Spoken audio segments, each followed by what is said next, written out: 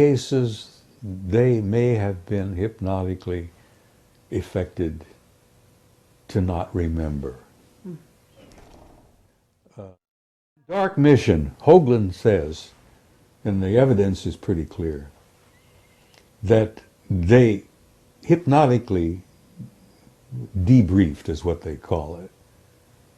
But supposedly they were hypnotized to help them enhance their memory and to recall, and apparently some of them had been hypnotically advised not to remember certain things. As much as I admire Ed Mitchell and respect him, tremendous, wonderful guy, he has admitted publicly in front of other people that his time on the moon, walking on the moon, was kind of vague. He can't recall everything. And of course,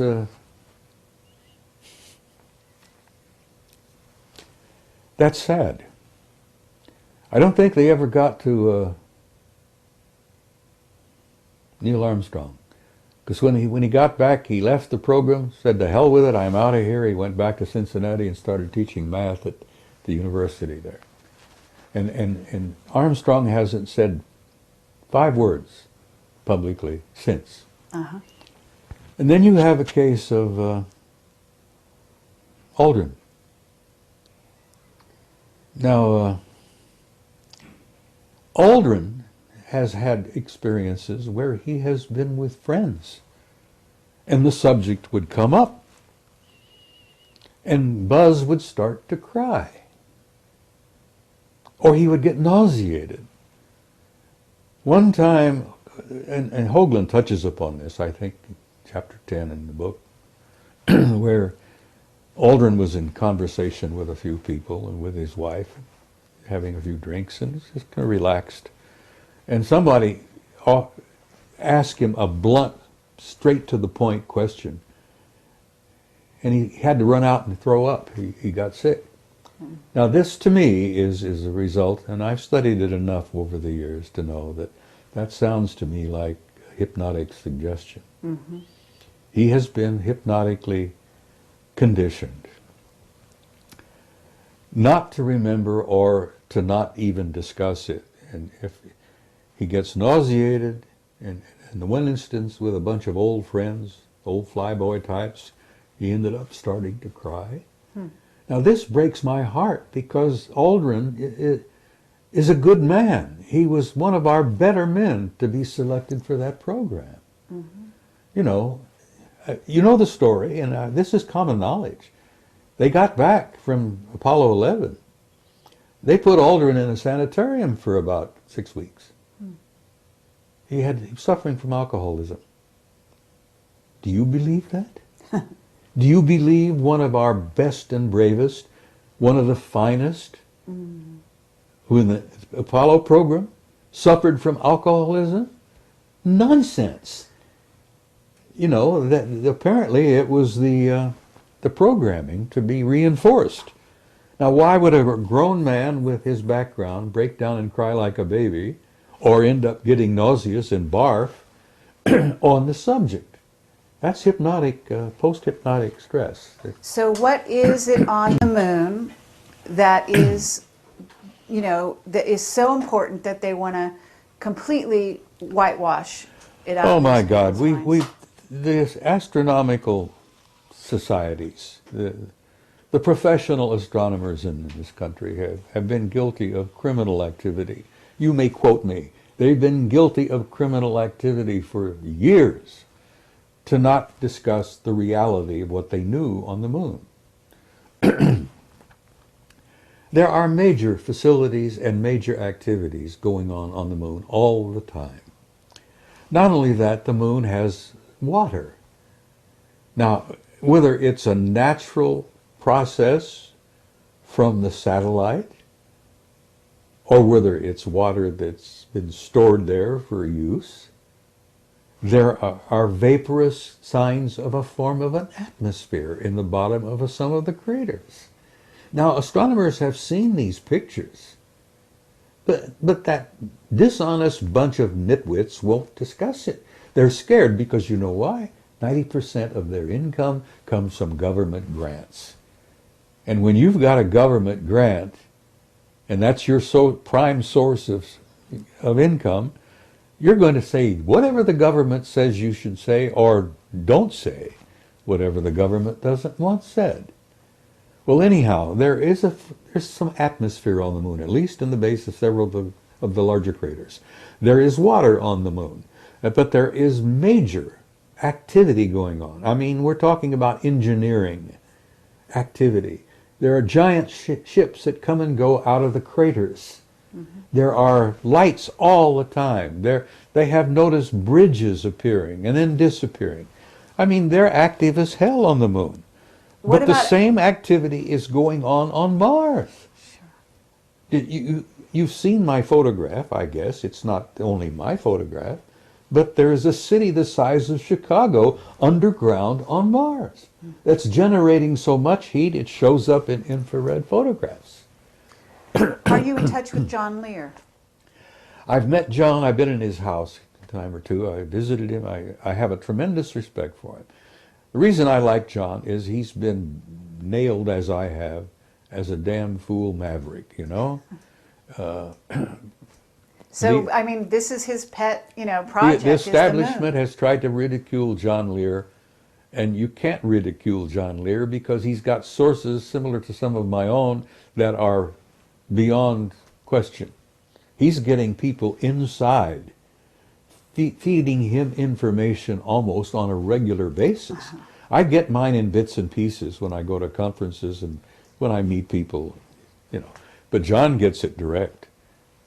Okay, I have a question for you about Arlington Institute and what's might be happening in October, because we have a lot of information coming at us about October and about something that may be planned. I don't know if you've heard some of this stuff. We have our top secret witnesses are coming at us saying, that the economy is being engineered to crash here in the U.S. Oh, this whole thing has been engineered. All right. It's been diddled. This is a joke. And the poor guy out there, the poor working man on the street, as it were, is being screwed royally. But, this whole thing, Carrie, I would almost come to a point that 90% of what you call reality are threats with the Russians, the Georgia invasion, the stock market collapse. All of this is all engineered. So tell us about it. So tell us about Georgia, because, to get back to, I know the guy who's head of, or was head of, the Arlington Institute. They are sending out a newsletter inviting people to tell them what dreams and visions they're having about October, because October has become such a hot month in tracking. There's something called Half Past Human. Have you heard of them? In passing, just they're doing, they do language. They track with web bots all over the internet, basically tracking where a language is going. They've been doing it since '98 with computers and so on, and they were able to chart, like before 9/11, this huge raise in consciousness, that some event was imminent. What they're getting for October is the same thing, only something even more long range in its effect. Well, I have a tremendous respect for John Peterson. He's brilliant. All right. I've known him so for some years. Arlington Institute is suddenly asking for people's dreams and visions about October, why are they doing it? Marcia is more in touch with John now than I am. He's a computer person, I understand. I won't touch the damn thing because, as I told you earlier, I enjoy my privacy. And if you're on the World Wide Web, you don't have any privacy. Okay, so anyhow, I agree with you there. So, okay, but you know him, and here I'm just basically, you're saying this thing is engineered. So what happened in Georgia? What do you know about it? Oh, it was all engineered. Okay, so the Russians, were tipped off? The president of Georgia did what he did just to lure the Russians in. Right. And he went in. The Russians could not have ignored him, for God's sake. He invaded one of their little, well... So what's the purpose behind it, though? We know what happened, but why? I think, what could the purpose be other than to detract people's attention from this over here to this over here? Okay, and while this over here our is... economy was falling around your knees, we're all paying attention to the Russians invading poor little Georgia. Okay. Well, the Russians didn't invade poor little Georgia. They went out and whacked the president of Georgia's little pee-pee, as it were, stopped that, and they pulled back, you know. Right. That was, you know how the magician works? He gets you in front of his, you know, he's Very got, good, and yes. he's doing this with this hand while he's picking your pocket with this one. That's right. And that's what the government is doing. And when I say government, it's not the government you think you got. Mm-hmm. It's not the, you know, God, that's all a facade in itself. Mm-hmm. The government we've got is probably being totally run by the Anunnaki, because there is a power beyond power that's pulling the strings. Right. They call them the Illuminati, but there are guys above the Illuminati that are really in power. Okay, but we're told the Vatican is behind a lot of it, and that, in other words, the Vatican is behind what's going on in the U.S., that there's a plan, and you've got the Anunnaki. This is not a positive plan, okay, to take down the U.S., Well, they think it is. Do you think it is? Their ultimate idea is, yes, a positive idea. Okay, what is it? A one-world government. Oh, right. Of Absolutely. course that's what they want. Right. And they're going to have it eventually. Absolutely. Now, you can have a positive one. But the growing government, pains, right? the growing pains that we go through before we get there, it's going to be pretty horrendous. Not only are we going to have to put up with this crap with Nibiru, which is a real thing, but this growing process that we're going through to end up eventually with a one-world government is going to be painful as hell. And there's going to be a lot of blood on the streets before it's over with. Mm-hmm. Sadly enough, that's in my opinion a fact. And that's being manipulated from a very high level. Okay, but we have white hats in the U.S. government that are actually trying to prevent this, are they not? We have some good men and good women who are well aware of what's taking place and what's transpiring, and they're trying to modify, ameliorate, is that the right word? To make this growth pain as painless as possible. They're trying to not have as much blood as it might take. Growth from adolescence as a species and as a society is somewhat like the painful growth of an adolescent kid, 13 years old, who's trying to grow up. Do you remember when you went through that? It was Sure. not fun time. Absolutely. So, okay, but let's get down to the nuts and bolts. The stock market is crashing. Mm-hmm. You need to invest in gold and silver The if you want stock to stay market alive. was rotten to its core. Absolutely. But are you telling people to leave, to go to South America? What's your advice? I'm telling people that you're in for some difficult times. And I say this in my presentations. I jokingly look at them and say, you're all doomed. There's not a one of you that's going to be around 100 years from now. You're doomed. So to hell with it. Enjoy the ride. No, I tell people who are interested in listening, for whatever it is I have to say, that you're in for some difficult times. It's going to happen. There is no way to avoid it. We cannot go on as we were, because some of our systems were rotten to the core, and our banking system, the insurance programs, all of that, stock market, Wall Street, those guys were absolutely rotten. The housing industry? The housing industry, that was bound to fail. You talk about a bubble, it was bound to fail. It had to fail. Well, I'm glad it failed. Hope to hell that they learned something from it. Now, Okay, but are we talking about martial law in the United States? I mean, what are we talking here? You're talking about a time when you may have martial law. It's only one step away. You know that the authority has been given to the president to declare it. Right. Congress gave that authority to the president years ago. I've even lost track of how long it's been. But anyhow, all the president has to do, whoever he may be, and that doesn't matter much anymore either, because one nitwit is very much like the other. You have a national emergency, and it's declared. Right. Boom. Martial law. You declare a national emergency, which has not been declared yet, Right.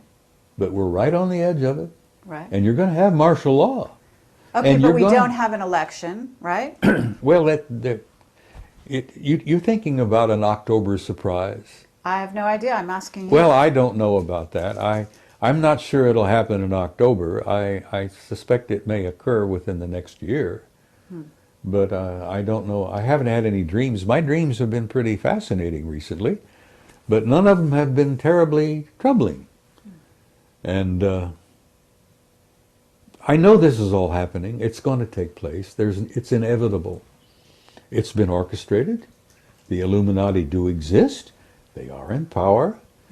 They've been in power for years. They've been demonstrating that power ever since 1913, when they created the hell is it, this banking system? The Federal Reserve. Federal Reserve, yeah, which is a private corporation.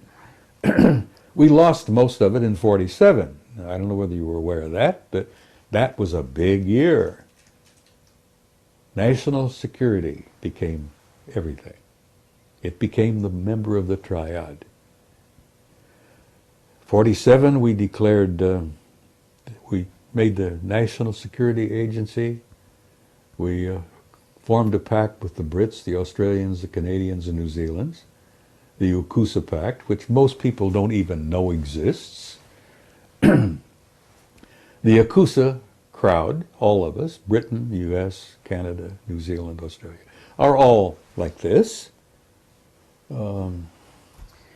Whoever's in the White House and who's ever at Buckingham Palace, it don't matter. All right. The power behind the scenes has been running this damn thing since 1947. And Ike saw it, scared the hell out of him.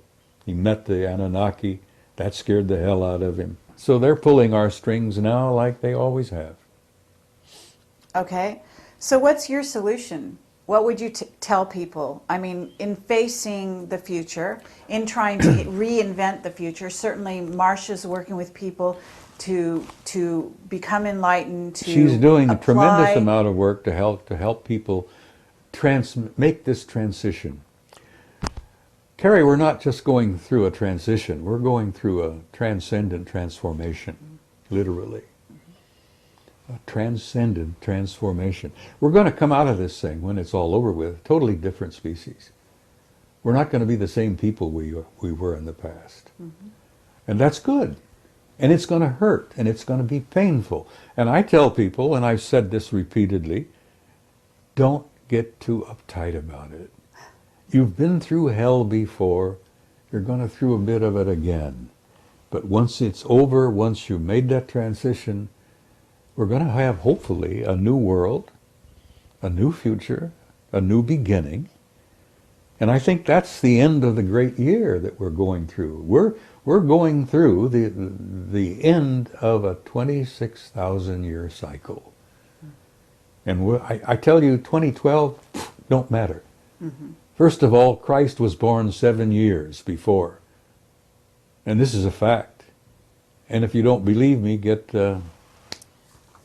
Sir Lawrence Gardner, who's probably one of the best historians we've got working today.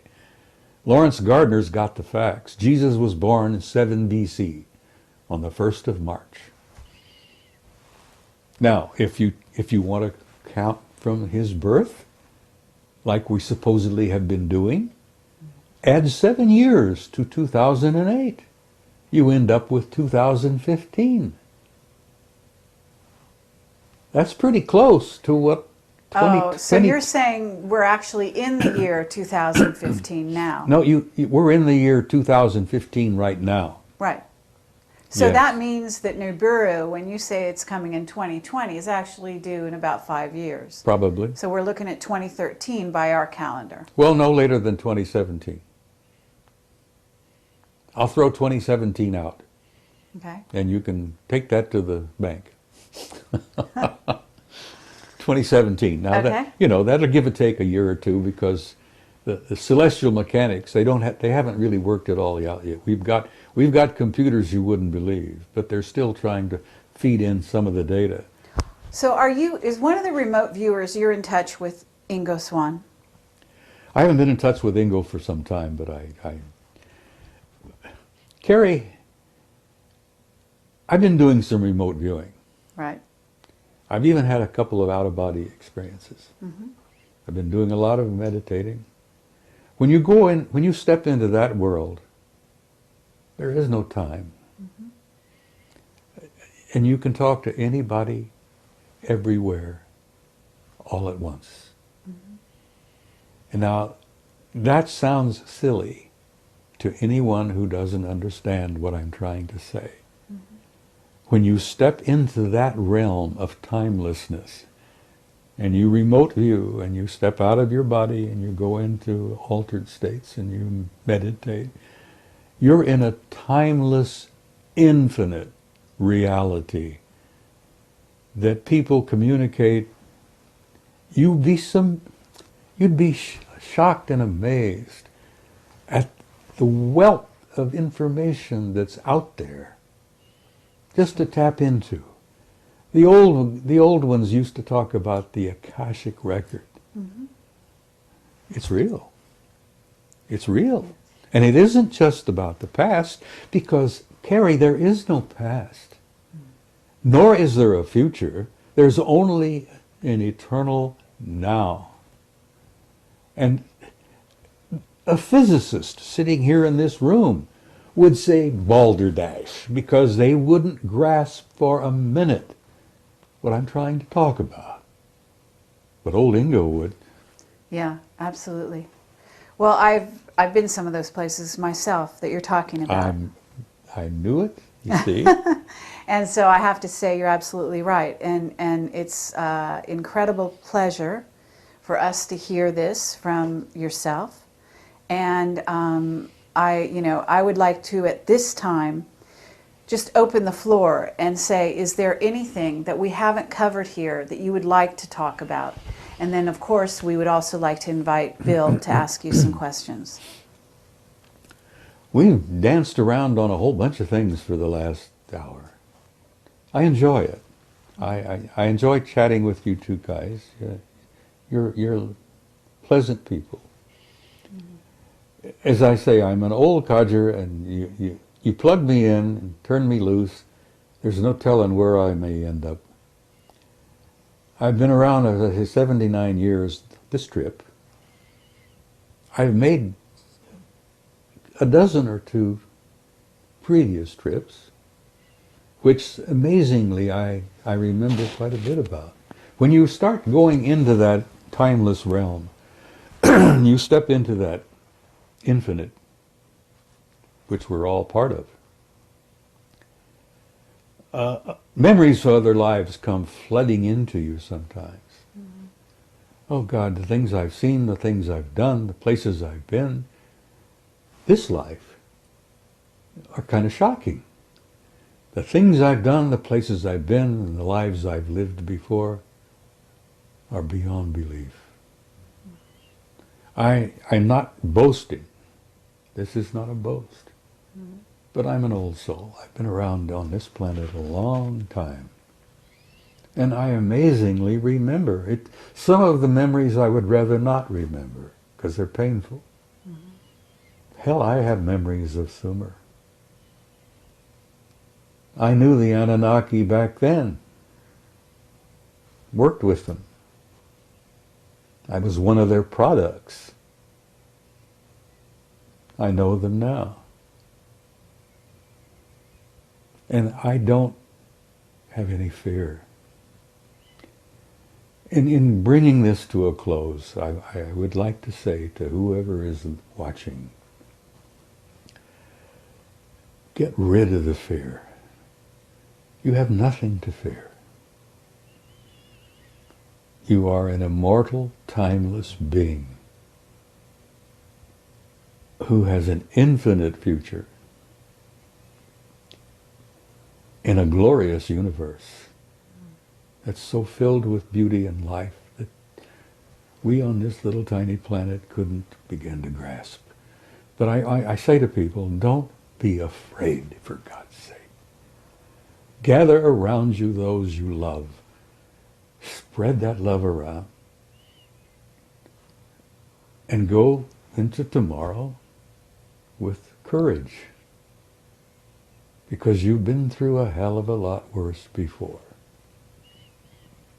So be hopeful, love one another, and have courage. And that's really all I have to say. Well, thank you, Bob Dean. It's really an honor and a pleasure. Thank you, Carrie Cassidy. I enjoyed every minute of it. I'm 79 years old. What do you mean, hold that thought?